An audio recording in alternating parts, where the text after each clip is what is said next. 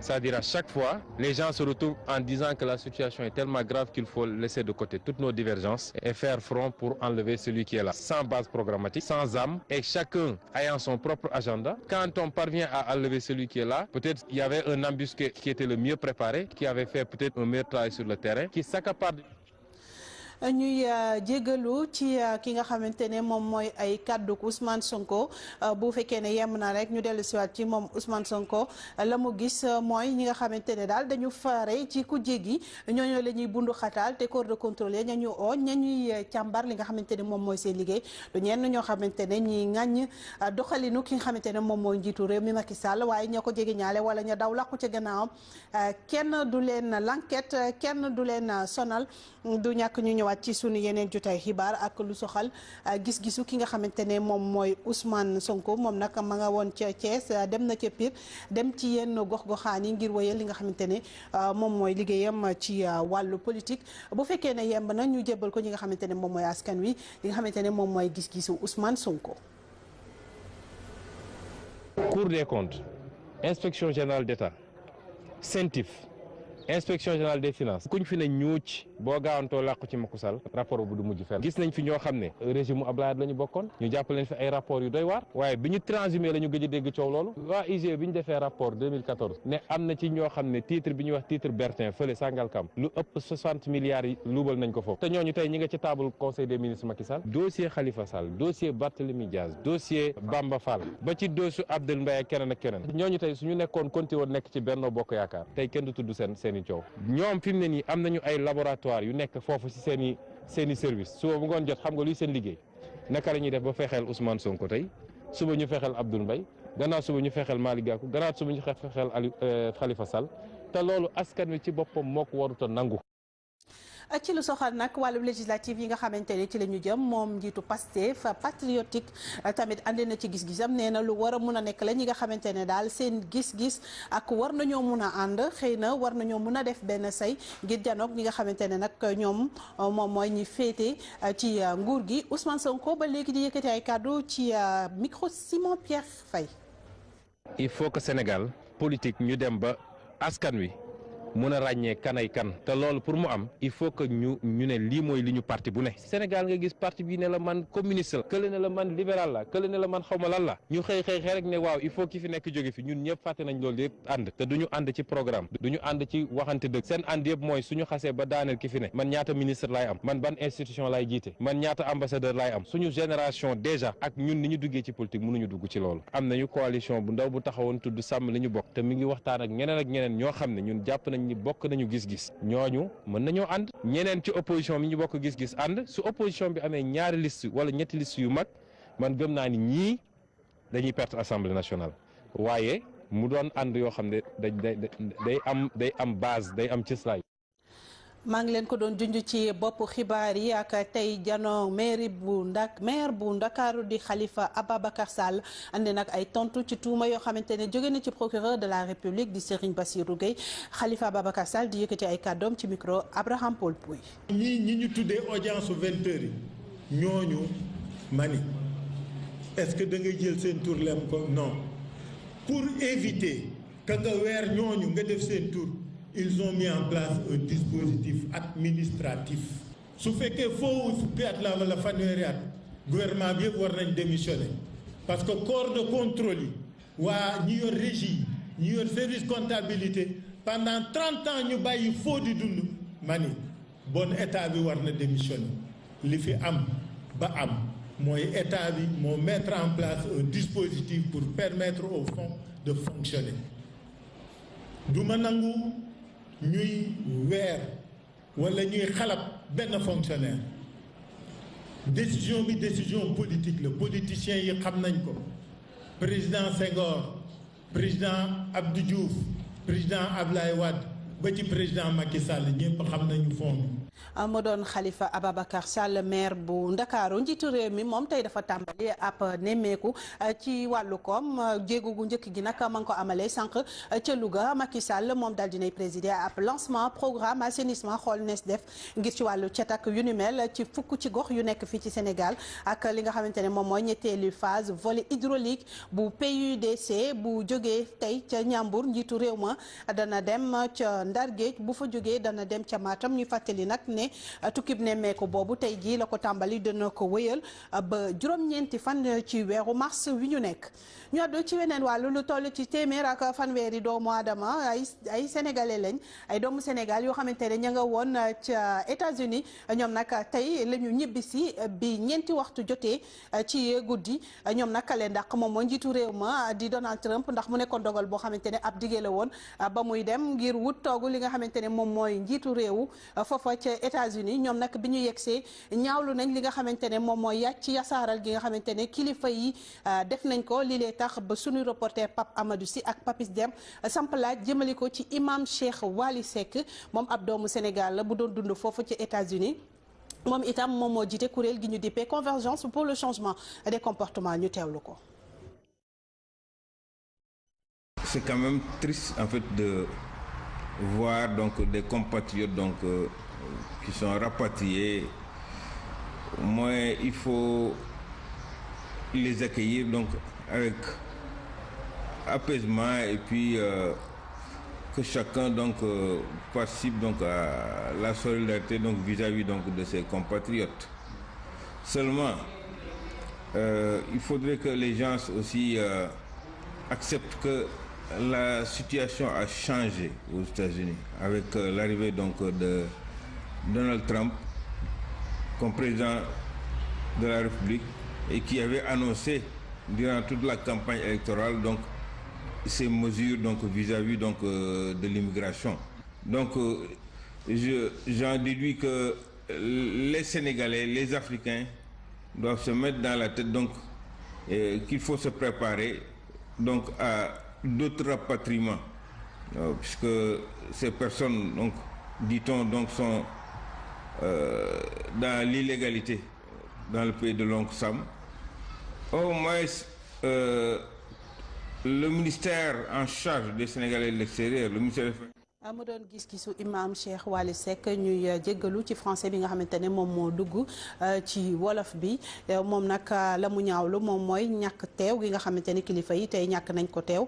fële ci aéroport Léopold Sédar Senghor la mu gëm nag moom mooy doomu Sénégal yooyu ñu dàq jëlee leen États-Unis ñu war a dellu si waat seen dëkk fii war nañ fee mun a xëy na def loo xamante ne danañ ca war a mun a sukkandiku ngir wëyal li nga xamante ne moom mooy mun ci daan seen doole moom imam Cheikh Wali Seck ci wàllu caada la ñuy àddu ak réalisateur doomu Sénégal Alain Gomis moom moo jël étalon bu yeneen nga démb bi ñuy ndar kepp li nga xamante ne moom mooy FESPACO bi waaye li tax nit ñi nag seen xel xaw a tey ci mbir yi donte nag am na ci ñoo xamante ne dañu yëngu ci wàllu caada googu di def ay jéego yu am solo cinéma fii ci Sénégal ay jafe-jafe neen la li lay tax ba tey sunuy reporter Abdou Aziz Sow Dabakh sampalaat jëmale ko ci askan wi ñoom ñu ñaawlu yenn taxawaayu kilifa yi itam yi nga xamante ne ñoom ñoo yëngu ci wàllu télévision yi rawatina dëgëral gi nga xamante ne dëgëral nañ ko ay film yu jóge ca bitim réew reportage.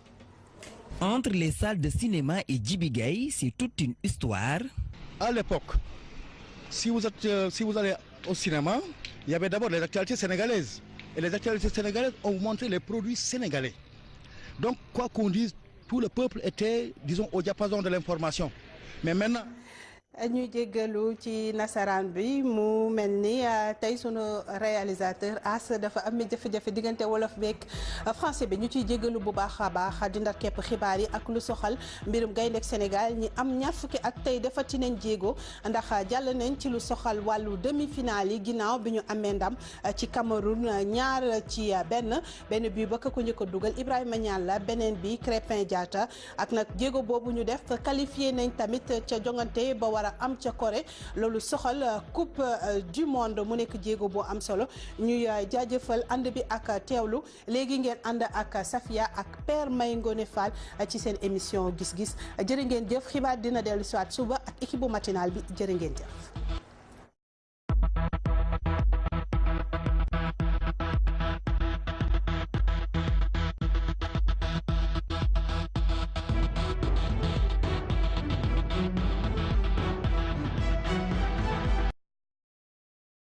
xamante ne moom mooy njiitu réew foofa ca États-Unis ñoom nag bi ñu yegsee ñaawlu nañ li nga xamante ne moom mooy yàcc yasaaral gi nga xamante ne kilifa yi def nañ ko li lee tax ba suñu reporter Pape Amadou Sy ak Papis Dem samp laaj jëmale ko ci imam Cheikh Wali Seck moom ab doomu Sénégal la bu doon dund foofu ca États-Unis moom itam moom moo jiite kuréel gi ñu dippee Convergence pour le changement des comportements ñu teewlu ko. C'est quand même triste en fait de voir donc des compatriotes donc qui sont rapatriés. Moi, il faut les accueillir donc avec apaisement et puis que chacun donc participe donc à la solidarité donc vis-à-vis donc de ses compatriotes. Seulement, il faudrait que les gens aussi acceptent que la situation a changé aux États-Unis avec l'arrivée donc de Donald Trump comme président de la République et qui avait annoncé durant toute la campagne électorale donc ces mesures donc vis-à-vis donc de l'immigration. Donc j'en déduis que les Sénégalais, les Africains doivent se mettre dans la tête donc État bi moo mettre en place un dispositif pour permettre au fonds de fonctionner du ma nangu ñuy weer wala ñuy xalab benn fonctionnaire décision bi décision politique la politiciens yi xam nañ ko président Senghor président Abdou Diouf président Ablaye Wade ba ci président Macky Sall ñëpp xam nañu fond bi. ma doon Khalifa Ababacar Sall maire bu Ndakaaru njiitu réew mi moom tey dafa tàmbali ab nemmeeku ci wàllu koom jéego gu njëkk gi nag ma ngi ko amalee sànq ca Louga Macky Sall moom daal dinay présider ab lancement programme assainissement xool nees def ngir ci wàllu cet ak yu ni mel ci fukk ci gox yu nekk fii ci Sénégal ak li nga xamante ne moom mooy ñetteelu phase volet hydraulique bu PUDC bu jógee tey ca Ñambur njiitu réew ma dana dem ca Ndar Géej bu fa jógee dana dem ca Matam ñu fàttali nag ne tukkib nemmeeku boobu tey jii la ko tàmbali dana ko wëyal ba juróom-ñeenti fan ci weeru mars wi ñu nekk ñu àddu ci weneen wàllu lu toll ci téeméer ak fanweeri doomu aadama ay sénégalais lañ ay doomu Sénégal yoo xamante ne ña nga woon ca États-Unis ñoom nag tey la ñu ñibbisi bi ñeenti waxtu jotee ci guddi ñoom nag leen ndax moom mooy njiitu réew ma di Donald Trump ndax mu nekkoon dogal boo xamante ne ab digee la woon ba muy dem ngir wut toogu li nga régime mu Abdoulaye la ñu bokkoon ñu jàpp leen fi ay rapport yu doy waar waaye bi ñu transhumé la ñu gëj a dégg coow loolu waa IG bi ñu defee rapport 2014 ne am na ci ñoo xam ne titre bi ñuy wax titre Bertin fële Sangalkam lu ëpp 60 milliards yi luubal nañ ko foofu te ñooñu tey ñi nga ci table conseil des ministres Macky Sall dossier Khalifa Sall dossier Barthélémy Diaz dossier Bamba Fall ba ci dossier Abdoul Mbaye ak keneen ak keneen ñooñu tey suñu nekkoon konti woon nekk ci Benno Bokk Yaakaar tey kenn du tudd seen i coow ñoom fi mu ne nii am nañu ay laboratoire yu nekk foofu ci seen i service suba bu ngoon jot xam nga luy seen liggéey naka la ñuy def ba fexeel Ousmane Sonko tey suba ñu fexeel Abdoul Mbaye gannaaw suba ñu fexeel Malick Gakou gannaaw suba ñu fexeel Khalifa Sall te loolu askan wi ci boppam moo ko warut a nangu. ci lu soxal nag wàllu législative yi nga xamante ne ci la ñu jëm moom njiitu Pastef patriotique tamit andi na ci gis-gisam nee na lu war a mun a nekk la ñi nga xamante ne daal seen gis-gis ak war nañoo mun a ànd xëy na war nañoo mun a def benn say ngir janoog ñi nga xamante ne nag ñoom moom mooy ñi féete ci nguur gi Ousmane Sonko ba léegi di yëkkati ay kàddu ci micro Simon Pierre Faye. Il faut que Sénégal politique ñu dem ba askan wi. mun a ràññee kanay kan te loolu pour mu am il faut que ñu ne lii mooy li ñu parti bu ne Sénégal nga gis parti bi ne la man communiste la kële ne la man libéral la kële ne la man xawma lan la ñu xëy rek ne waaw il faut ki fi nekk jóge fi ñun ñëpp fàtte nañ loolu yëpp ànd te duñu ànd ci programme. C'est-à-dire à chaque fois, les gens se retrouvent en disant que la situation est tellement grave qu'il faut laisser de côté toutes nos divergences et faire front pour enlever celui qui est là. Sans base programmatique, sans âme et chacun ayant son propre agenda. Quand on parvient à enlever celui qui est là, peut-être il y avait un embusqué qui était le mieux préparé, qui avait fait peut-être un meilleur travail sur le terrain, qui s'accapare. ñuy jégalu ci ki nga xamante ne moom mooy ay kàddu Ousmane Sonko bu fekkee ne yem na rek ñu dellu siwaat ci moom Ousmane Sonko la mu gis mooy ñi nga xamante ne daal dañu fare ci kujje gi ñooñu la ñuy bundu xataal te corps de contrôle ña ñu oo ña ñuy càmbar li nga xamante ne moom mooy seen liggéey du ñenn ñoo xamante ne ñi ŋàññ doxalinu ki nga xamante ne moom mooy njiitu réew mi Macky Sall waaye ña ko jege ñaale wala ña daw làqu ca gannaawam kenn du leen l'enquête kenn du leen sonal du ñàkk ñu ñëwaat ci sunu yeneen jotaay xibaar ak lu soxal gis-gisu ki nga xamante ne moom mooy Ousmane Sonko moom nag ma nga woon ca Thiès dem na ca Pire dem ci yenn gox-goxaan yi ngir wéyal li nga xamante ne moom mooy liggéeyam ci wàllu politique bu fekkee ne yemb na ñu jébbal ko ñi nga xamante ne moom mooy askan wi li nga xamante ne moom mooy gis-gisu Ousmane Sonko. Cour des comptes, inspection générale d'État, CENTIF, inspection générale des finances kuñ fi ne ñuuc boo gaawantoo làqu ci Macky Sall rapport bu du mujj fenn gis nañ fi ñoo xam ne duñu ànd ci waxante dëgg seen ànd yëpp mooy suñu xasee ba daaneel ki fi ne man ñaata ministre laay am man ban institution laay jiite man ñaata ambassadeur laay am suñu génération déjà ak ñun ni ñu duggee ci politique mënuñu dugg ci loolu am nañu coalition bu ndaw bu taxawoon tudd sàmm li ñu bokk te mi ngi waxtaan ak ñeneen ñoo xam ne ñun jàpp nañ ni bokk nañu gis-gis ñooñu mën nañoo ànd ñeneen ci opposition bi ñu bokk gis-gis ànd su opposition bi amee ñaari liste wala ñetti liste yu mag man gëm naa ni ñii dañuy perte assemblée nationale waaye mu doon ànd yoo xam ne